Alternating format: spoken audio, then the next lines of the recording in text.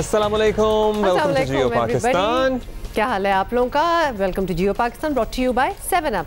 कैसे हैं? अच्छा जी, आज हम गर्मी की बातें कर रहे थे और जब बहुत ज़्यादा गर्मी होती है ना तो हम for some reason social media पे तस्वीरें लगना स्टार्ट हो जाती हैं उन शहरों की, उन मुल्कों की जहाँ बड़े अच्छे मौसम है। फिर और ज़्यादा एहसास होता है कि हमारे यहाँ क्या हाल है।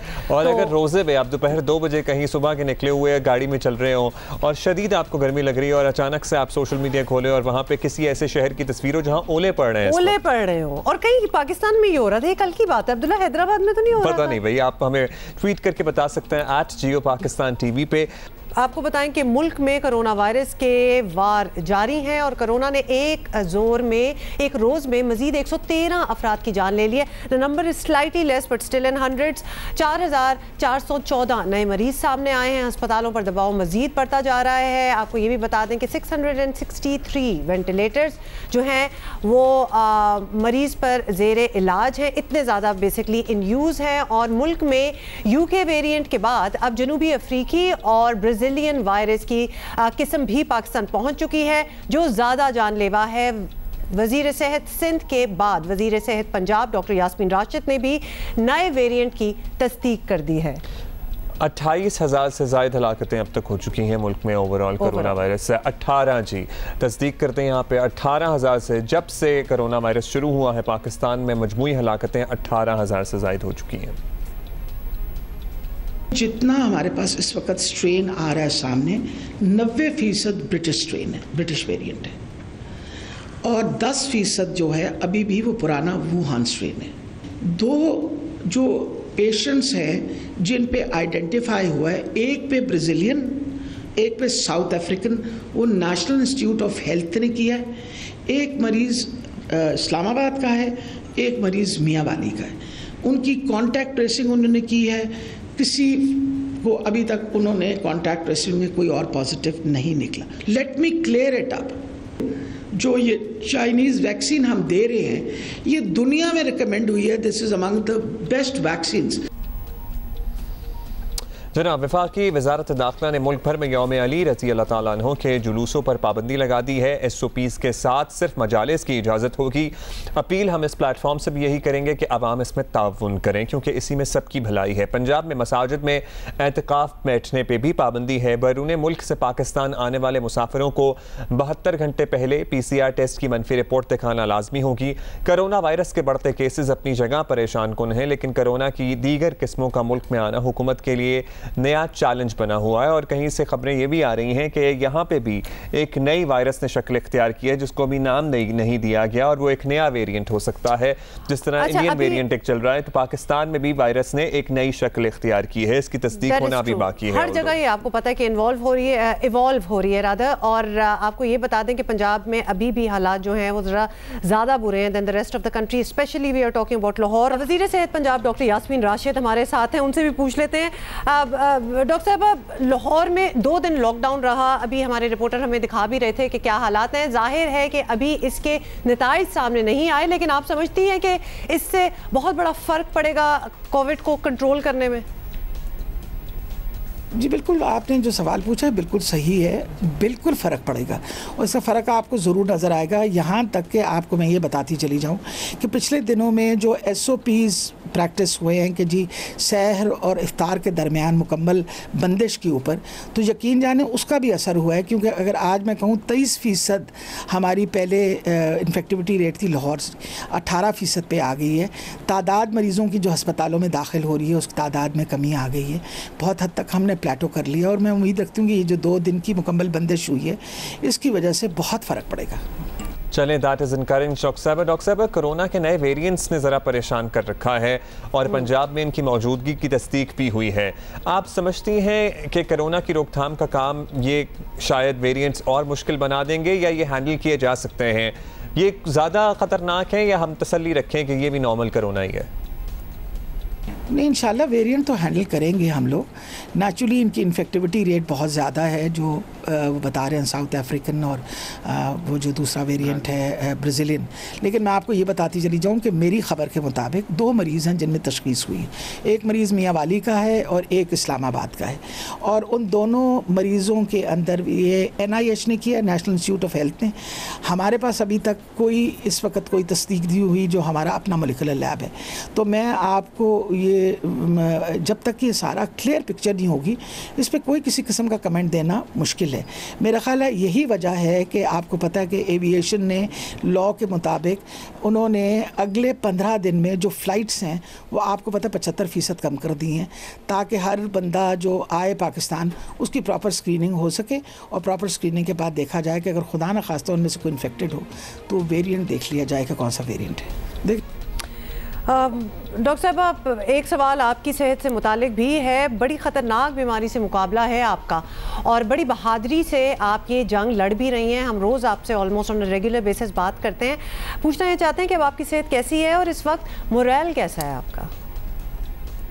देखिए, मेरा मोरल तो बड़ा अच्छा है, और आप सबकी जो दुआएं हैं, अल्लाह ताला सबका मैं शुक्रिया अदा करना चाहिए। अल्लाह ताला सबकी दुआएं कबूल करता है, और मेरा ख़्याल है ये जो मुश्किल वक्त है मेरे पे, ये सारी दुआओं की वजह से अल्लाह ताला ताकत भी दे देता है और हिम्मत भी दे देता है। मेरी इस वक्त जो कीमोथेरेपी गुजर रही है वो एडजुवेंट कीमोथेरेपी है। स्टेज 1 में मेरा ये डिटेक्ट हो गया था। ऑपरेशन होने के बाद 12 कीमोथेरेपीज़ लगनी थी, 11 लग चुकी हैं। इंशाल्लाह 12वीं शेड्यूल्ड है। अल्लाह ताला इस वक्त से भी निकालेगा। और मैं तो इस वक्त सबसे ये रिक्वेस्ट, क्योंकि हम सबको दुआगो होना चाहिए कि अल्लाह ताला इस वबा से हमारी जान छुड़वाए, और हम सबको मिल के दुआ करनी चाहिए कि ये जो मुश्किल वक्त पाकिस्तान पे आया है इसमें आसानी दे।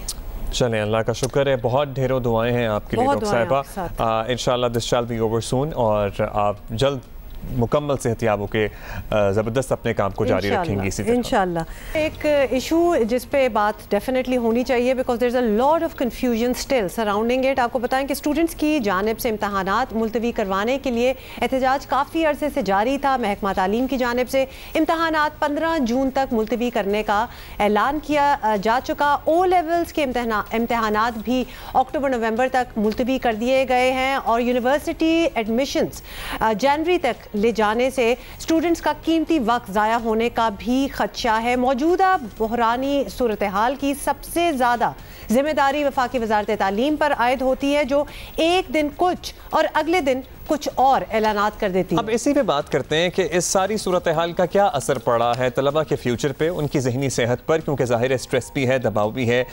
इनमें से ओवरऑल हमें आवाज़ तो सुनाई देती है बच्चों की तरफ से कि जनाब स्कूल असेस ग्रेड्स करते हैं, लेकिन बहुत से बच्चे ऐसे होते होंगे, आई एम श्योर होंगे, जिनकी आवाज़ प्रॉब्ली हम तक नहीं पहुँची, जो चाहते होंगे कि पेपर हो जाते, लेकिन बड़े वोकली कुछ चाहते हैं। फिर अगर SOPs एक्चुअली बेहतर मैनेज किए जाते और 400-400 बच्चे एक एक हॉल में ना बंद किए जाते, ऑल्दो डिस्टेंस था, तो शायद ये इम्तहानात मुलतवी करने की नौबत ना आती। ये सारी चीज़ें किस तरह से अफेक्ट करेंगी बच्चों के फ्यूचर पे, और इसका इनकी जहनी सेहत पर क्या असर पड़ रहा है? एंग्जाइटी बढ़ रही है, जाहिर है। डॉक्टर आयशा रज़ाक एजुकेशनिस्ट हैं, हमारे साथ मौजूद हैं।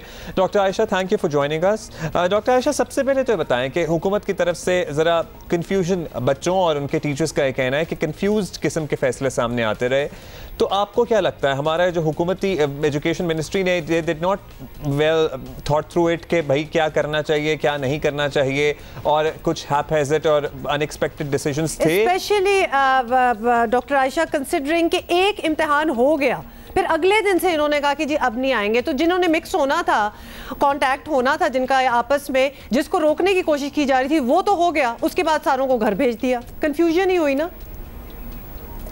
अस्सलाम वालेकुम, बहुत शुक्रिया अब्दुल्ला और हुमा, और बिल्कुल सही बात है। मेरे ख्याल में कन्फ्यूजन उस हद तक तो नहीं थी कि एग्ज़ाम्स होने हैं, वो तो हुकूमत ने 4-5 महीने पहले फ़ैसला, वो कहते हैं कि हमने सारे प्रोविंशियल मिनिस्टर्स को मिला के, क्योंकि एजुकेशन एक प्रोविंशियल सब्जेक्ट है, हमने कर लिया था, और हमने कहा था कि हम एक प्रिंसिपल स्टैंड लेते हैं, ये आपके वज़ीर तालीम कहते हैं कि क्योंकि पिछली दफ़ा बड़ी रिपोर्ट्स थी कि ये अनफेयर ग्रेडिंग हुई है एट्सेट्रा एट्सेट्रा, तो इस दफ़ा हमने एजुकेशनल रीजंस की वजह से एग्ज़ाम्स लेने हैं, तो वो तो कन्वे हो गया था, उसमें कोई कन्फ्यूजन नहीं थी, फिर अप्रैल 6 को इनकी कोई मीटिंग हुई है, अप्रैल 18 को मीटिंग हुई है। बात यही थी कि होगी SOPs, उन्होंने बार बार ट्वीट भी किए कि बड़े अच्छे SOPs हैं, एग्ज़ाम हो जाएंगे। अब ये जाहिर है they have drop the ball, जहाँ पर उन्होंने ये किया कि एक दिन पहले या 2 दिन पहले जहमत नहीं की जाके हॉल्स को विजिट करने की और ये देखने की कि वहाँ पे चेयर्स कितनी लगी हुई हैं या कितनी नहीं लगी हुई हैं। तो ये जाहिर है बहुत बड़ा ब्लंडर है कि उसी दिन उनको पता चला और रातों रात उनको अपना डिसीजन चेंज करना पड़ा।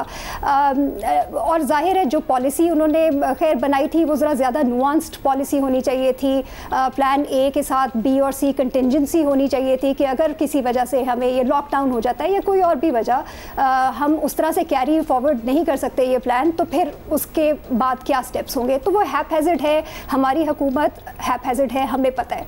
लेकिन अब हम दूसरी तरफ आ जाते हैं कि कन्फ्यूजन अप्रैल 26 के बाद किस तरह फैलनी शुरू हुई है। इनफैक्ट थोड़ा सा उससे पहले भी कि भाई जब आपको पता है एग्ज़ाम्स हो रहे हैं तो ये क्यों ट्विटर के ऊपर आप लग गए हैं स्टूडेंट्स कुछ कि जी नहीं एग्ज़ाम्स नहीं देने, हेल्थ रीजंस है, जबकि पूरा साल, अब मैं खैर ये नहीं कहना चाहती कि हर बच्चा ऐसा है या हर पेरेंट इररिस्पॉन्सिबल है, हमें पूरा साल नज़र आता रहा है कि कितने SOPs फॉलो हो रहे हैं, कितने यंगस्टर्स बाहर हैं without social distancing, without masking, all of that. अब जब अप्रैल 26 को आपकी हेल्थ रीजंस के ऊपर बात मानते हुए आपके एग्ज़ाम पोस्टपोन कर दिए गए हैं, तो अगले दिन फिर आप एक नई कन्फ्यूजन फैला रहे हैं। अब आप कह रहे हैं हमें स्कूल बेस्ड ग्रेड्स चाहिए। अब हम इस पे भी नहीं मानेंगे कि आपने आगे कर दिया हेल्थ रीज़न, अब हम कह रहे हैं कि एग्ज़ाम लो ही ना। आप रोज़ देखते हैं तो रोज़ एक नई कैंपेन शुरू होती है, उसकी रीज़न कभी भी एजुकेशनल नहीं होती, उसकी रीज़न या कोई एडमिनिस्ट्रेटिव इशू प्राइवेट स्कूल लेके खड़ा हो जाएगा और या फिर बच्चों का ये होगा कि जी ये अनफेयर है, हम एग्ज़ाम क्यों दें। Now you tell me how is it unfair to expect कि इतने जो क्रिटिकल स्टेज आपकी हाई स्टेक्स एग्जाम है उस लेवल पे बच्चा कह रहा है कि मेरे एग्जाम। अच्छा बच्चा तो कह रहा है, तो ये स्कूल क्यों कह रहे हैं डॉक्टर आयशा? स्कूल्स को तो फिर नहीं बच्चों को सपोर्ट करना चाहिए ना, वो क्या मंतक दे रहे हैं? फिर बाज पता नहीं कितनी अफवाहें हैं कि जी पाकिस्तान की कुछ बड़ी यूनिवर्सिटीज़ हैं वो कह रही हैं कि जी हम नहीं नवंबर अक्टूबर में जाके अकोमोडेट करेंगे, जिसने अभी करना है वो करें। अभी तो खैर A2 के तो एग्ज़ाम चल ही रहे हैं अभी। अच्छा उस पर अब्दुल्ला देखिए मेरे ख्याल में वर्ड ऑफ माउथ वहाँ पे बड़े सोच समझ के और कन्फ्यूजन इसीलिए फैल रही है। हुकूमत ने कम से कम अपनी तरफ से ये किया है कि थोड़ा HEC की तरफ से अपनी एक पॉलिसी बता दी है कि हम अकोमोडेट करेंगे जनवरी में। तो हमें अगर कोई इंडिविजुअल्स ये बताते हैं कि फ़लानी यूनिवर्सिटी और फ़लानी यूनिवर्सिटी ने अपना ये फ़ैसला किया है, ये बिल्कुल मैं मानती हूँ, ये हुकूमत का काम है ये सारी कन्फ्यूजन्स अभी दूर करे, सारी यूनिवर्सिटीज़ के साथ इन प्रिंसिपल ये डिसाइड करे कि ऐसा नहीं होगा, जनवरी में एडमिशन मिलेंगे बच्चों को, और वो एक रिटन पॉलिसी अपनी वेबसाइट के ऊपर डाले तो ये कंफ्यूजन दूर हो जाएगी।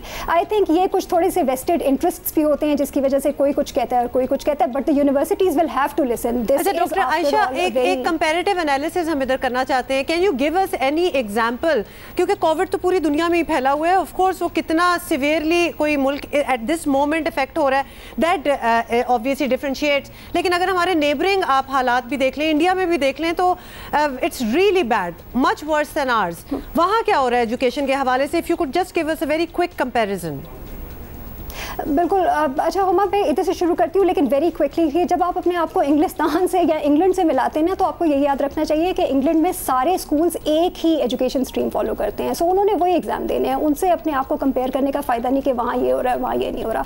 जहाँ तक अब ये रिसेंटली लोगों ने, और मैं देख रही थी कि ये अब नया एक चीज़ ट्विटर पर आ गई है कि जी इंडिया ने भी अपने जो एग्ज़ाम्स हैं कैम्ब्रिज के तो कैंसिल किए, but you have to also look into details. जो कैम्ब्रिज की तरफ से अनाउंसमेंट इंडिया के लिए आई है और इंडिया के हमें हालात पता है कि काफ़ी अरसे से बहुत ख़राब चल रहे हैं हम शायद खुदा ना ख्वास्ता वहाँ पे 1-2 महीने में पहुँच जाएं, लेकिन अभी हम वहाँ नहीं हैं।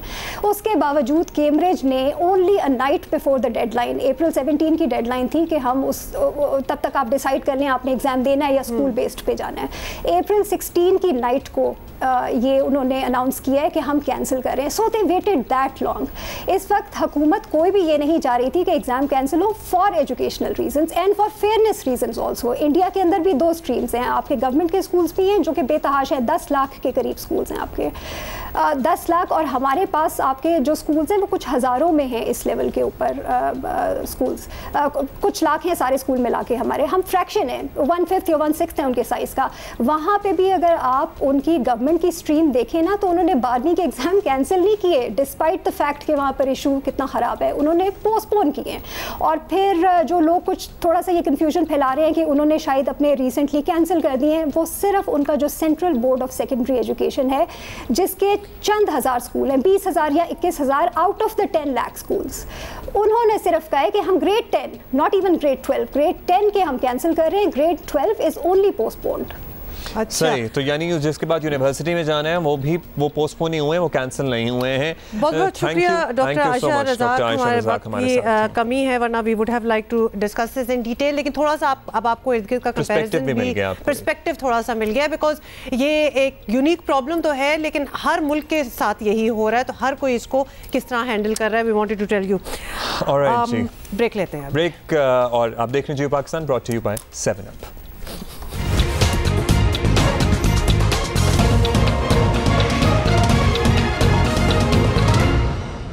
ज़िमनी इंतखाब जो कि अभी रिसेंटली कराची में हुआ, उसके हवाले से बात करते हैं। डस्का के बाद कराची ज़िमनी इलेक्शन भी मुतनाज़े हो गया। NA 249 में नून लीग की तरफ से धांधली के खिलाफ दरख्वास्त पर इलेक्शन कमीशन ने हल्के का हतमी नतीजा रोक कर समात 4 मई को मुकर्रर कर दी है। और आपको बताएं कि free and fair election network ने भी NA 249 इलेक्शन पर अपनी रिपोर्ट जारी कर दी है, जिसमें इंकशाफ किया गया है कि ज़िमनी इंतखाब में इलेक्शन कवानीन की खिलाफ वर्जियों के कितने वाक़े हुए हैं? 143 वाक़यात हुए हैं। लीगी रहनुमा शाहिद खाकान अब्बासी का कहना है कि ऐसे इलेक्शन सेलेक्टेड जीता करते हैं, इलेक्टेड नहीं। 34 फॉर्म 45 का व्हाट्सएप इलेक्शन कमीशन में नहीं पहुंचा। 30 फॉर्म 45 जो हैं वो हमें नहीं मिले। बहुत से फॉर्म 45 ऐसे हैं जिसमें टोटल ही नहीं किया हुआ। 100 से ज़्यादा फॉर्म 45 हैं जिन पे पोलिंग एजेंट के सिग्नेचर्स नहीं हैं।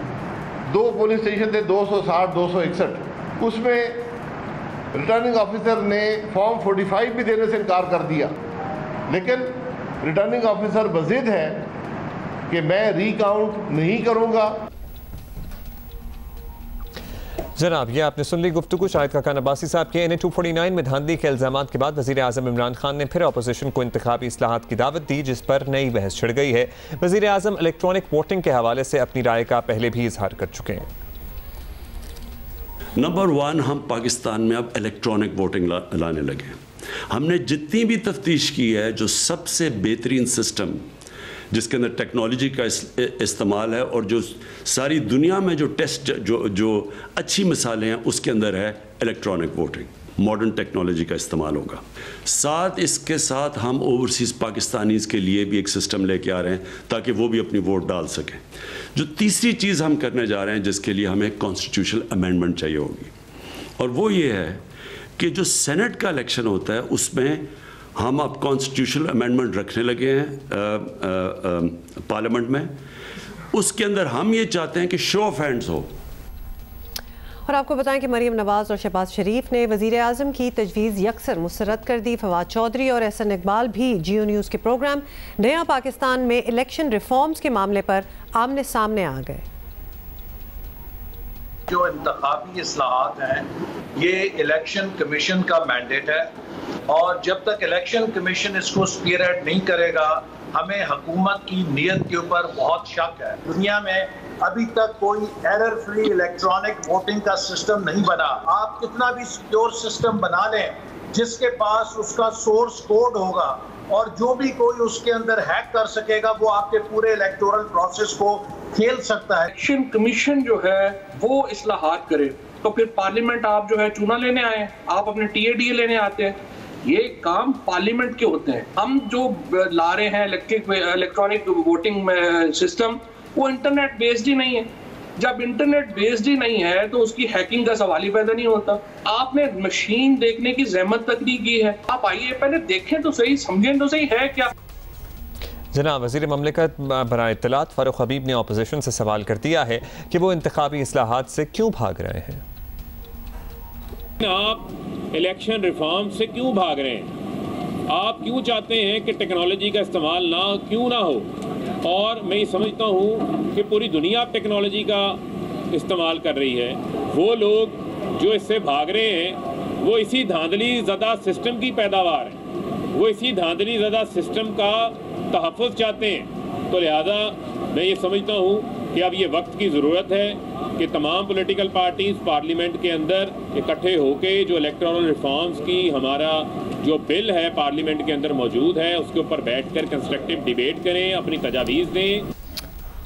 ये सब कुछ तो आपने सुन ही लिया। हमारे मुल्क में आम तौर पर देखा यही है कि इलेक्शन हारने वाली जमात मुखालफीन पर फौरी धांधली का इल्ज़ाम लगा देती है, जिसकी बड़ी वजह हमारा फरसूदा इंतखाबी निज़ाम है, जिसमें तब्दीली इंतहाई ज़रूरी है। हुकूमत समेत तमाम सियासी जमातों को चाहिए कि वो इंतखाबी इस्लाहात की तरफ आएँ और ऐसा शफाफ निज़ाम बनाएं जिस पर कोई उंगली ना उठा सके। Although it looks like a pipe dream, क्योंकि अभी तक कोई बात करने को राजी नहीं है और उसी में आपने देख लिया कि क्या इख्तिलाफ़ात हो जाते हैं। सेक्रेटरी जनरल मुस्लिम लीग नून एहसन इकबाल साहब हमारे साथ मौजूद हैं। एहसन साहब, शुक्रिया आपने वक्त दिया। एहसन साहब, NA 249 में आपके मुताबिक जो कुछ हुआ, इससे तो साफ जाहिर है कि हमारा निज़ाम इस वक्त ऐसे इंतखाबात नहीं करवा पा रहा जो सबके लिए काबिल कबूल हैं। इसके बावजूद आप लोग समझते हैं कि इंतखाबी इस्लाहात में पार्लियामेंट अपना किरदार अदा ना करे और इसको जाहिर है कि इसमें बात नहीं होगी तो रुकावट ही डलेगी फिर?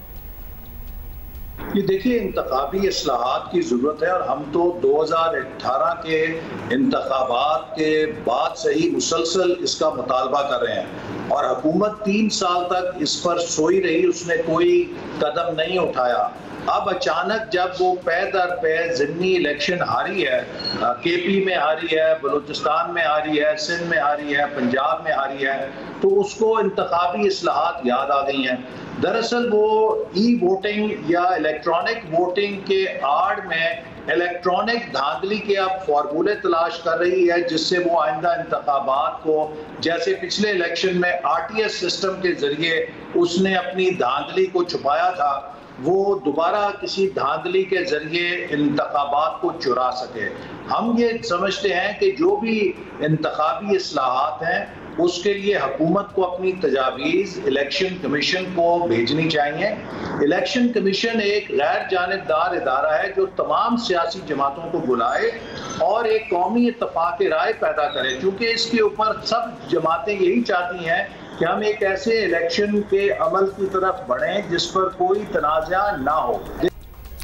चलें, आपने एक्सप्लेन किया कि आपके क्या रीज़न्स हैं। वैसे वज़ीर आज़म ने इंतखाबी इस्लाहात के लिए फिर दावत दी है, बताया है कि हुकूमत इस सिलसिले में दिलचस्पी रखती है, लेकिन शहबाज शरीफ ने इलेक्ट्रॉनिक वोटिंग मशीनों पर बात हुए बगैर ही इनको मुस्तरद कर दिया। तो क्या ख़राबी है इन मशीनों में, ये हम आपसे पूछना चाह रहे हैं। पूरी दुनिया में चल रही है, जिस तरह के खान साहब ने कहा भी है, और आप अपनी इंडिपेंडेंट रिसर्च भी तो कर ही रहे हैं, तो आपको इसमें क्या बुरा लग रहा है? देखिए, इलेक्ट्रॉनिक वोटिंग मशीन जहां पर भी इस्तेमाल की गई वहां पर इसके ऊपर बहुत एतराज़ात हुए और अभी हाल ही में अमेरिका के अंदर भी जो उनकी सबसे बड़ी यूनिवर्सिटीज़ हैं, चाहे वो MIT है, चाहे वो स्टैनफोर्ड है, चाहे यूनिवर्सिटी मिशिगन का centre for computing and society है, उसके सरबराह की तहकीक है और बेशुमार दर्जनों कंप्यूटर और इंफॉर्मेशन टेक्नोलॉजी के एक्सपर्ट्स ये बात कह चुके हैं कि इलेक्ट्रॉनिक वोटिंग मशीन्स को हैक करना बहुत आसान है। ये हैक फ्री नहीं है, इनके अंदर सॉफ्टवेयर बग्स डाले जा सकते हैं और इसी तरह दुनिया में इंटरनेट बेस्ड वोटिंग का तो तस्वर ही नहीं, चूंकि इंटरनेट बेस्ड जो सिस्टम है उसको हैक करना तो बहुत ही आसान होता है। तो लिहाजा चाहे ये इलेक्ट्रॉनिक वोटिंग मशीन हो या ऑनलाइन वोटिंग हो, उन दोनों के अंदर इस बात का एहतमाल मौजूद है कि उन्हें कोई भी तीसरा फरीक हैक कर सकता है, उन मशीन्स के सॉफ्टवेयर को उसमें बग डाल सकता है और उसके जरिए मतलूबा नताइज ले सकता है। आज भी दुनिया में महफूज तरीन बैलेट जो है वो फिजिकल पेपर फॉर्म का बैलेट तस्वर किया जाता है। अच्छा, अब एहसन इकबाल साहब आप कह रहे हैं कि चले आई गेस पैरेलल सिस्टम भी चल सकते हैं या कोई भी सिस्टम हो, अब दुनिया ने अल्टीमेटली इसी तरफ जाना है, ये एक ऐसा मामला है क्योंकि जो हमारा एग्जिस्टिंग है उससे तो बेहतर ही होगा, कुछ भी होगा। मुल्क की सियासी क़यादत को इकट्ठे होना ही होगा। मुस्लिम लीग नून हुकूमत की खातिर ना सही, शफाफ इंतखाबात के इनेकाद के लिए तो हुकूमत से बात कर सकती है और उनकी बात सुन सकती है। ये ऑप्शन बिल्कुल ख़त्म कर दिया आप लोगों ने। देखिए, अगर आप दुनिया के तरक्की याफ्ता ममालिक को देखें जिनके अंदर हमसे ज़्यादा टेक्नोलॉजी की जानकारी है, जहाँ पर वसाइल ज़्यादा हैं, अगर यही ऑनलाइन या इलेक्ट्रॉनिक वोटिंग सॉल्यूशन होती तो जर्मनी, फ्रांस, बरतानिया, अमेरिका के अंदर लोग लाइनों में लगकर पेपर वोट क्यों कास्ट करते हैं? तो ये सिर्फ एक ढकोसला है, ये एक ड्रामा है। जो हुकूमत करना चाहती है, क्योंकि उसकी नीयत ये है कि वो ऑनलाइन या इलेक्ट्रॉनिक मशीनों के जरिए सॉफ्टवेयर को बग करके, बजाय ये कि वो हर पोलिंग स्टेशन पे भागे, वो एक कमरे में लैपटॉप के जरिए अपने मतलूबा नतीजे हासिल कर सके। लिहाजा हम किसी ऐसी धांधली की स्कीम को कबूल नहीं करेंगे। अगर संजीदा कोशिश करनी है तो इलेक्शन कमीशन के जरिए कौमी इत्तफाक राय पैदा किया जाए और हुकूमत अपनी तजावीज़ इलेक्शन कमीशन को दे, हम भी वहाँ पर देंगे और जो भी इत्तफाक राय होगा उसके मुताबिक हम कानून साजी के लिए। ठीक है, यानी इलेक्शन कमीशन के जरिए इत्तफाक राय पैदा करना is the only way out according to Ahsan Iqbal साहब। शुक्रिया, नून लीग का मौक़िफ़ दे रहे थे। इलेक्शन कमीशन पे भी तो हमेशा हर बार ही कुछ थोड़ा सा हुकूमती जमात को तो एतराज़ात है इलेक्शन कमीशन पे, तो आप कैसे मान लेंगे उसकी बात? तो फिर ये थोड़ा सा कंफ्यूजिंग है। ओपन माइंड के साथ फॉर सम रिफॉर्म्स एक कंसेंसस के साथ काम होना बहुत जरूरी है। इकबाल साहब कह रहे हैं इलेक्शन कमीशन सबको बिठा के बात करा दे तो फिर बात हो सकती है, अदरवाइज इनसे डायरेक्ट बात नहीं होगी। आई वंडर हो सकता है कोई ना कोई, बट एनीवे ब्रेक ले लें।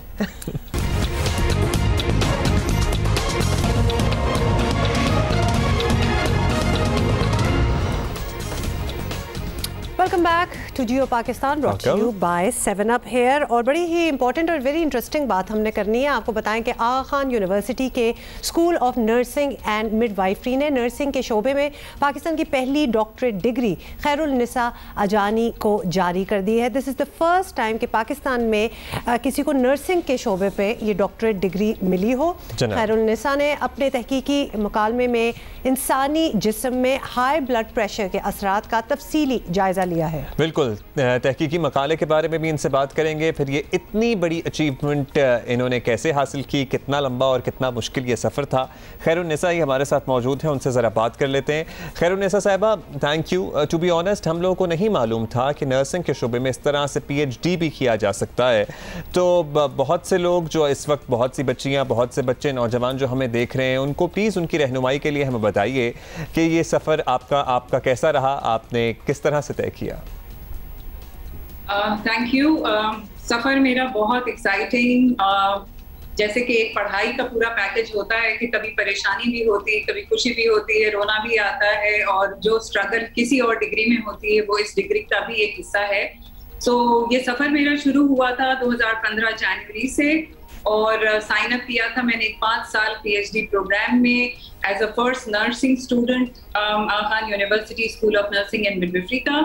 एज क्लास ऑफ 2020 मैं फर्स्ट ग्रेजुएट हूँ and I am really honoured कि ये एजाज़ मुझे हासिल हुआ है। बिल्कुल किसी और standard international benchmark PhD programme की तरह ये भी 1 से 1.5 साल कुछ कोर्स वर्क कराता है, ताकि आपकी साइंटिफिक नॉलेज जो है, जो आपका नॉलेज बेस है, वो स्ट्रेंथन हो, और फिर एक सुपरवाइजर के साथ आपको एक लार्ज स्केल स्टडी करनी होती है जो मैंने हाइपरटेंशन के मरीजों पे की है।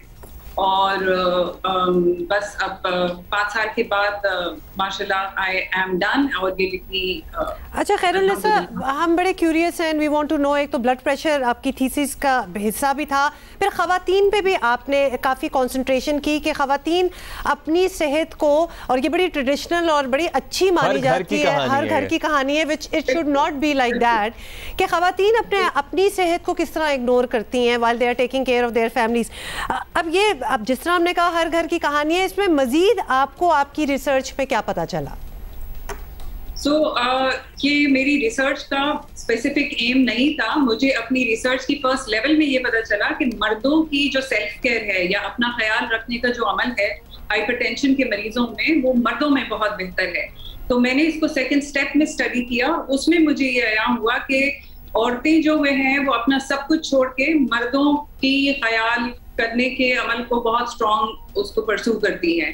तो अपने आप के लिए जैसे उनसे पूछा गया कि भाई आपको भी ब्लड प्रेशर है, नहीं मैं अपने लिए अलग खाना नहीं बनाऊंगी क्योंकि फिर घर में कोई नहीं खाता, ये मेरे लिए ही एक एडेड बर्डन है, लेकिन हाँ घर का जो मर्द है या बेटा है उसके लिए ये मैं जरूर करूंगी। तो वो सेल्फ सेक्रीफाइस का कॉम्पोनेंट बहुत स्ट्रॉन्ग है। तो मेरी सजेशन उन्हें ये है कि देखिए जैसे एयरक्राफ्ट में हमें बताया जाता है कि आप ऑक्सीजन मास्क खुद को पहले लगाएं ताकि किसी और को जब मदद की जरूरत हो तो आप बिल्कुल रेडी हो, आपके अपने मसाइल कंट्रोल में हो। तो इसी तरह औरतों के लिए ये मैसेज है कि आप अपने आप का जब ख्याल रखेंगी तो पाकिस्तानी कल्चर में वो एक घराना जो है उसकी ड्राइवर है औरत, वो घर की बेटी हो, बहू हो या वो माँ हो, तो उस ड्राइवर का ठीक होना बहुत जरूरी है ताकि दूसरे मेंबरान बड़ी अच्छी आपने बात की है। और हमारे यहाँ इस पे बड़ा फख्र किया जाता है कि इतनी सेल्फलेस होती है माँ। माँ सेल्फलेस हो लेकिन माँ अपना भी ख्याल रखे, क्योंकि माँ अगर सेहतमंद होगी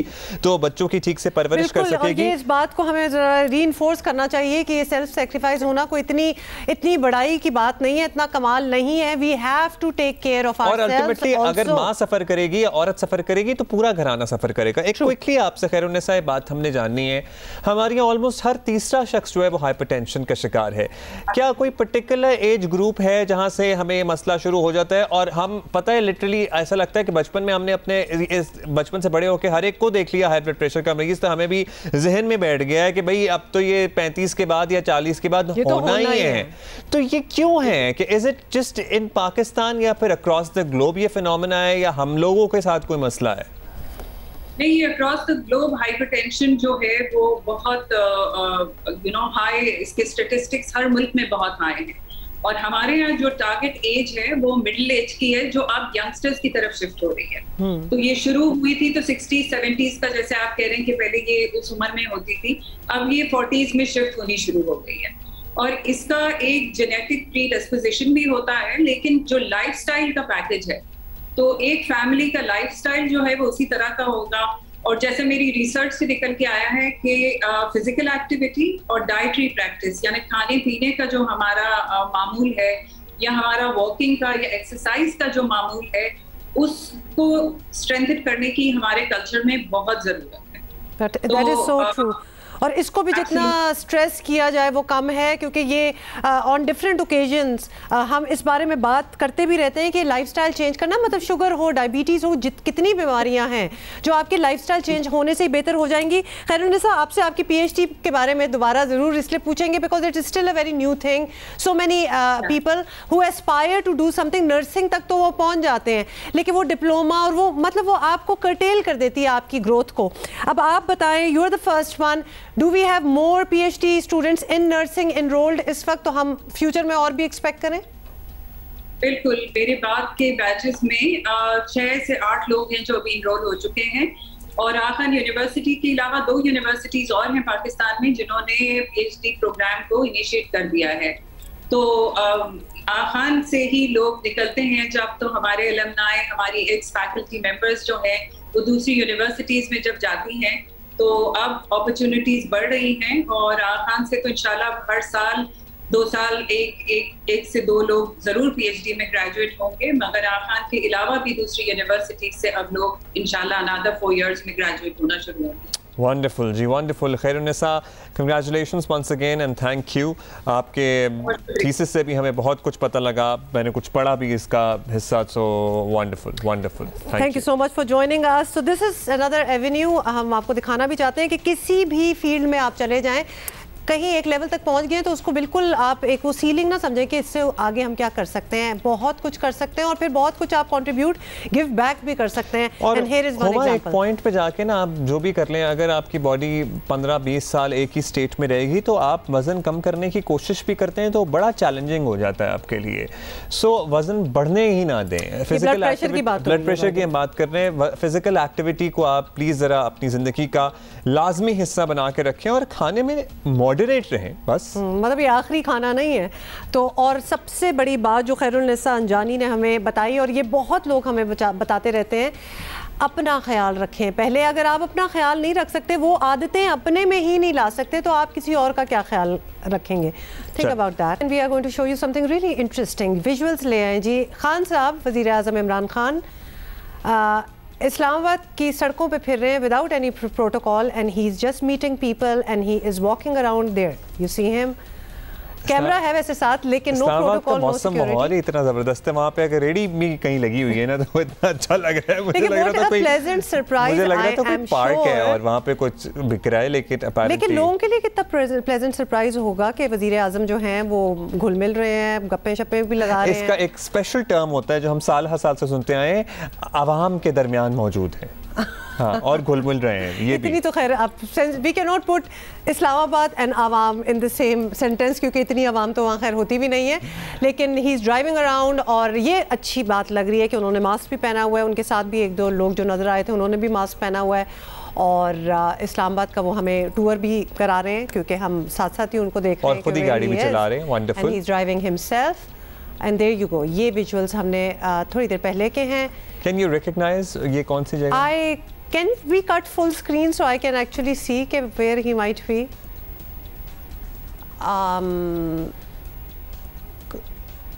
और ये है किस चीज़ का स्टॉल? ये कोई स्टॉल, कोई लड्डू पीटी का लग रहा है। समोसे लड्डू पीटी वगैरह कोई स्टॉल है एक्चुअली।